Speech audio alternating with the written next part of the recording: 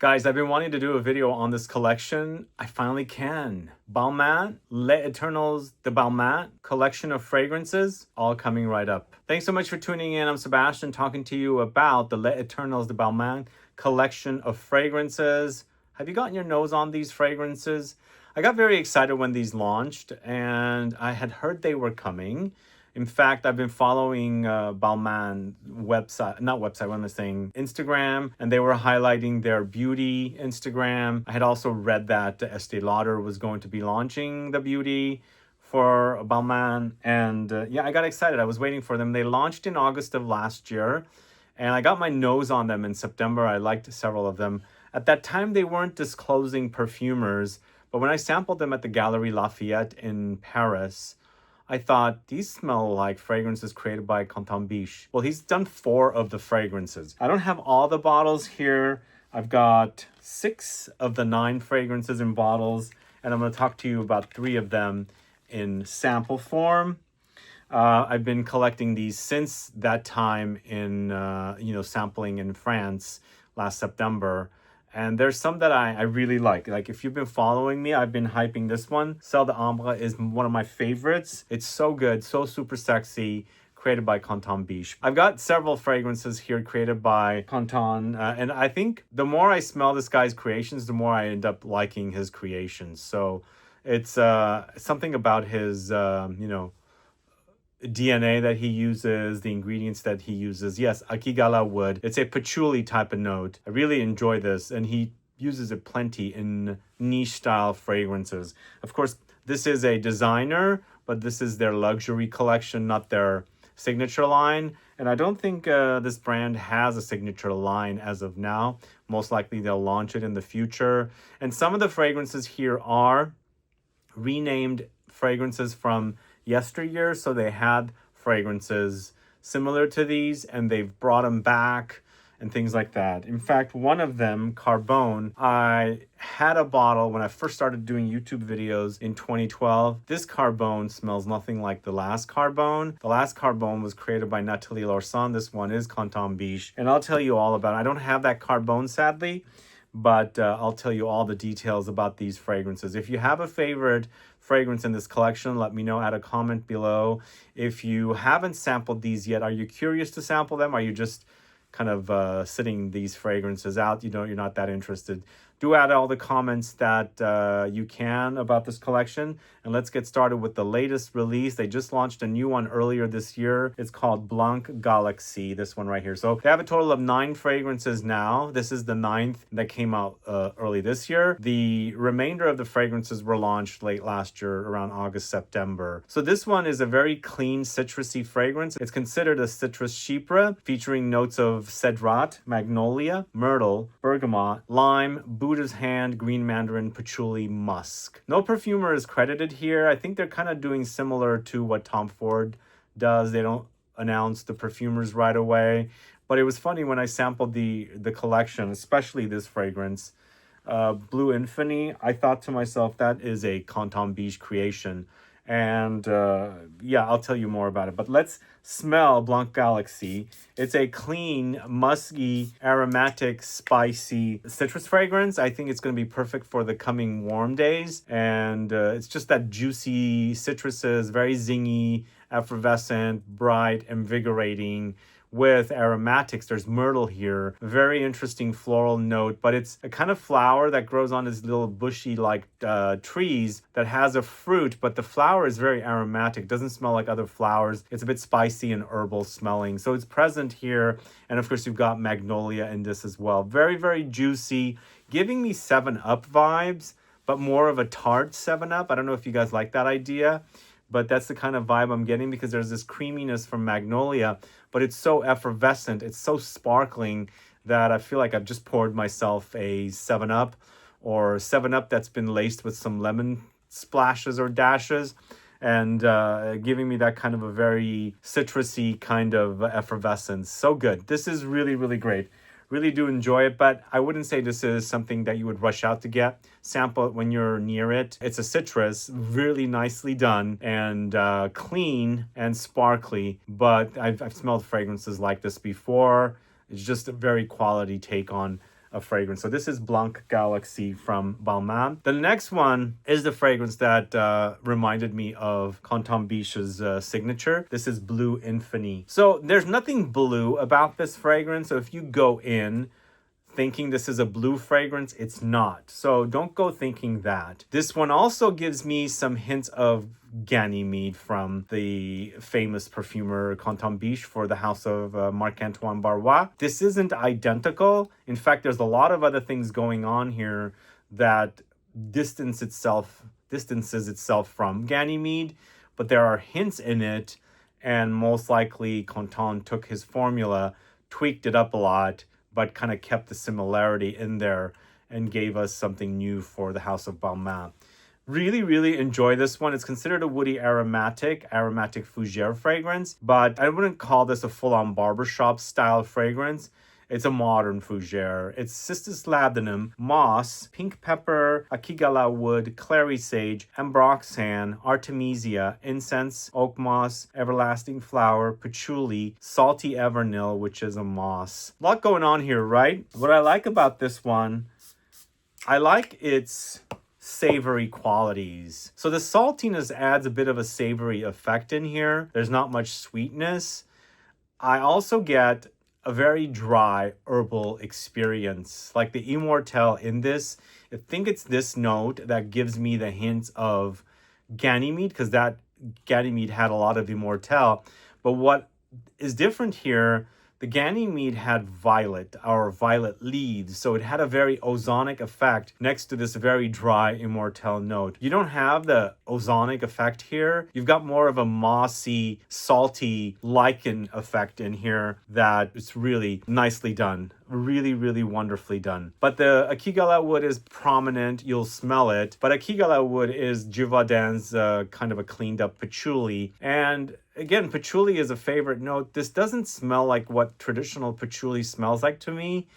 I'm a big fan of patchouli. I've spoken quite a bit about it, but I wouldn't call this like a patchouli fragrance. It doesn't smell like the patchouli in 54 or in Reminiscence patchouli or in Javoy psychedelic. So whatever the Akigalawood ingredient is, it's a very stripped of its smell, kind of a patchouli ingredient, but super sexy. This is uber sexy. I think the way he did this, it's quite dry. It's quite like dry autumn vegetation, and earthy, very, very earthy, very, very mossy, but spicy and smoky at the same time, and very, very sexy. The only thing that I'm getting with this one also that it's not credited is saffron. There is a bit of a fabric leathery thing happening here, but so good. I think this is really great. I think it might overtake Celle d'Ambre, because these two are definitely my favorites. I don't know if you guys have tried these.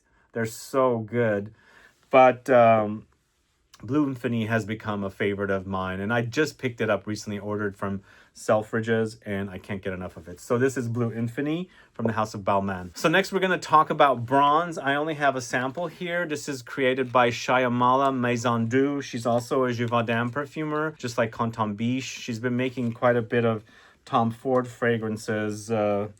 I'm familiar with her name. This is considered a woody chypre or woody amber. It's tobacco leaf, hay, black pepper, cedarwood, patchouli, jasmine, incense, sandalwood, tonka, vetiver, clary sage, and pink pepper. I'm not too experienced with this one, so this is more like a blind buy or like a blind experience or first impressions. I've smelled it, but never really wore it. And it's tobacco, very ambery, I feel like. There's definitely the presence of amber. There's a slight animalic funk about it. And I'm also getting some musky undertones, but I can smell the tobacco leaves. I can smell some smoky touches in here, I think coming from the incense, but there's something smooth and glossy under there as well. Actually, I'm not sure why I don't have this one. This one's quite good. Really, really great. I'd like to test it out on skin. Let's put it on right now. I've never worn bronze. Let me know if you're a fan of bronze. It's smelling quite good on here. There's something about these fragrances from Balmain really gives me reminders of fragrances. There's a scent memories that come up with them, which is kind of cool. I like that about it. And bronze doesn't smell like something I smelled before, unlike the next one, which is Carbone. Carbone, to me, doesn't smell like the original Carbone. Carbone was a very incensey, woody, dark kind of fragrance, sort of reminiscent of something like Encre Noir, but faintly, because it was created by Nathalie Lorson. Here, this is a Quentin Bisch creation, and this does remind me of another one of his creations, and I'll let you know in a little bit. This is considered a floral, musky skin fragrance, and it's a rose, musk, suede, cumin, sandalwood, patchouli, ambrofix, and rosy folia. So this does remind me a little bit of Guidance from the House of Amouage, but it's changed up again. I feel like, to me, between Carbone and also BLEU INFINI, I much prefer BLEU INFINI because it's super sexy. This one, I like it as well, but Guidance has not been one of my all-time favorite fragrances, so I like it. I'm not sure this is the one that I would like,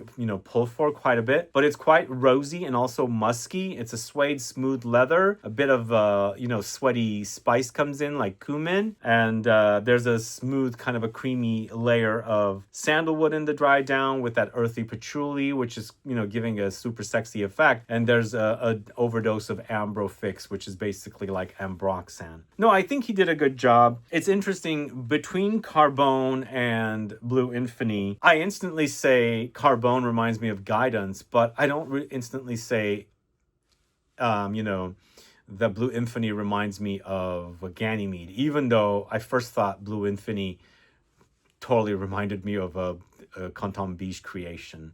Let me know if you guys have had that kind of an experience, but between BLEU INFINI and Carbone, which do you prefer? Add a comment below. So I'm smelling the bronze on here. I'm kind of digging it, but it's gotten quite animalic on me. Very interesting. It's smoky for sure, but also leafy. The kind of a musty, leafy variety of tobacco leaf. All right, the next one is called Ebene. So Ebene is this one. I don't have the actual bottle here. And once again, with this one, not too much experience with it, but we'll sample it here on camera. I mean, I've sampled it before, but I haven't really worn it like the rest of the fragrances. So this one is created by Maurice Roussel. It's considered a woody amber. Ebony tree, myrrh, tobacco leaves, geranium, incense, olibanum, patchouli, laurel, atlas cedar wood. So from what I remember, this one wasn't a wow for me. I mean, it's still like that. It's a bit cold. There's not much warmth here, and I wanted a bit more warmth. It's a bit smoky, ambery, but lots of woods here. Spices as well. I think this might need skin to really kind of experience what it's all about. But because it's a bit of a cold fragrance, not so much warmth, even though it has the myrrh, I don't feel like it's super warm. So it needs the warmth of skin, I think, to kind of really come alive.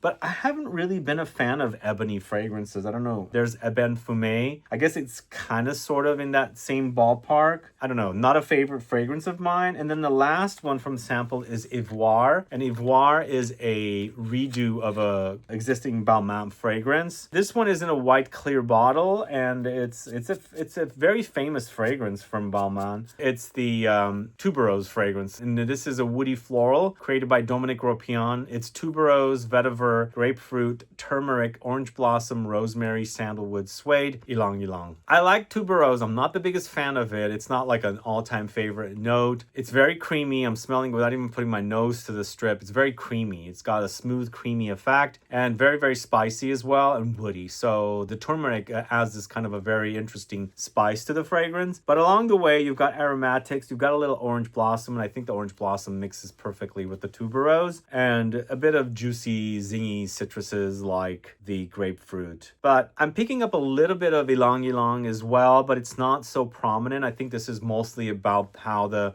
tuberose and the orange blossom blend together with the smoothness of the creamy sandalwood. So I think it just creates a very creamy effect, because the tuberose for me is a creamy white floral, and then of course that sandalwood. But along the way, you've got some zing and spice and some citrusy touches as well. I think it's good, just not a fragrance I would rush out to get.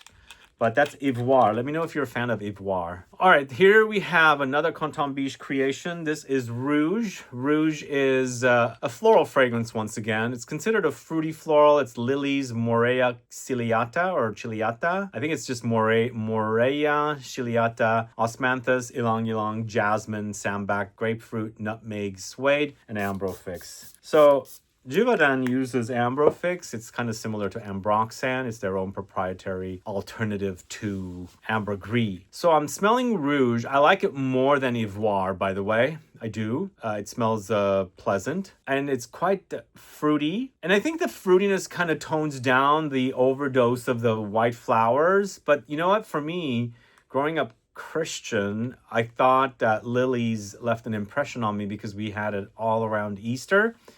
And that smell of the lilies, I grew up Christian Orthodox, is a very important flower during the Easter months. And I love the smell of lilies. And I think this is a reason why I like this flower more than tuberose. But there's also just juicy, crisp, slightly tart fruitiness here coming from the osmanthus most likely, because it's giving you a bit of stone fruit effect in this. But I think this one's definitely wearable. There's a crunch about it, of this kind of juicy crunch of a fruit in this. Beautiful fragrance, I think, but not one that I would rush out to get, but I think I prefer that way more than Ivoire. And then the eighth fragrance I'm talking about is Celle d'Ambre. This one I've been talking about. I really, really love this. I think it's totally original. You can tell his signature style, but it won't remind you of another Quentin Bisch fragrance. So that's what I like about it. It's also super sexy.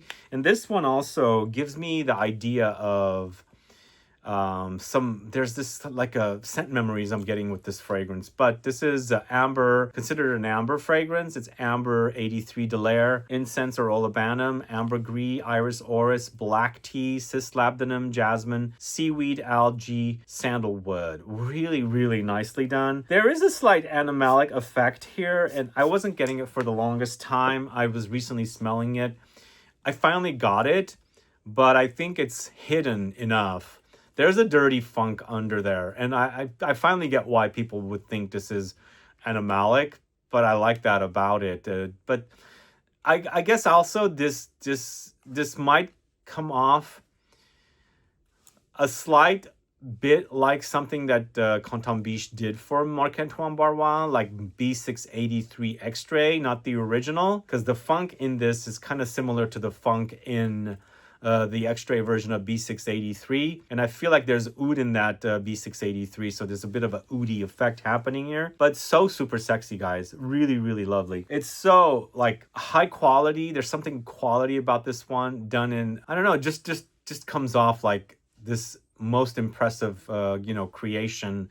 And coming from a designer, I was quite wowed by how great it is, even though it has that funk. But all this great notes in here, the amber, the saltiness, the spices, the smoky touches. Super nice. This is Celle d'Ambre.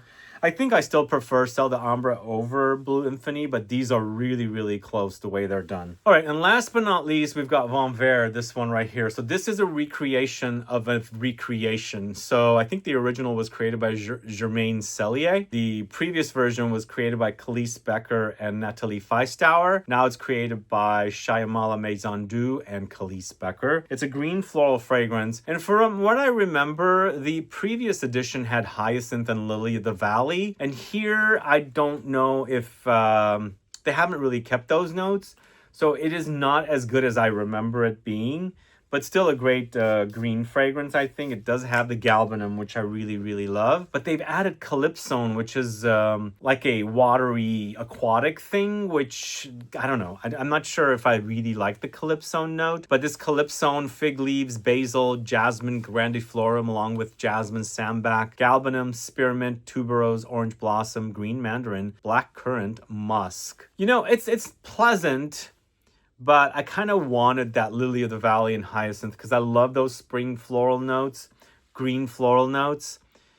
And I think the quality of this is not as good as I wanted it to be. But I think it's passable. Totally is. So that's Von Vert. That's the last fragrance I'm talking about. If I'm going to rank these fragrances, as I was saying earlier, from the bottles that I have, Celle d'Ambre, Bleu INFINI. I guess I would go with Blanc Galaxie next, Carbone next, Rouge next, and then Vin Vert last. But if I was going to throw in one of the other fragrances, then I would bring Bronze into the mix. And I would add Bronze after Celle d'Ambre, Bleu INFINI. So it would be Celle d'Ambre, Bleu INFINI, then Bronze. I think Bronze is definitely something I would like to get. It smells really great on me. Really, really wonderful. But there is a bit of a funk under there as well. I like that funk. I like that funk. And then after Bronze, it would be Blanc Galaxie. Anyway, those are my thoughts on this Les Éternels de Balmain collection of fragrances. Let me know your thoughts on this collection. Are you a fan? Have you discovered them yet? Have you, explored the collection? They are at Neiman Marcus here in San Francisco. There's a whole section, a whole department of these fragrances. Go check them out and see what they're all about. Tell them Sebastian sent you. Anyway, thanks so much for watching today's video. If you have any questions or comments, please list below. Please like this video. Please share it. Follow me on Instagram and Facebook. And I'll be back with more videos very soon. Have a good one. Goodbye.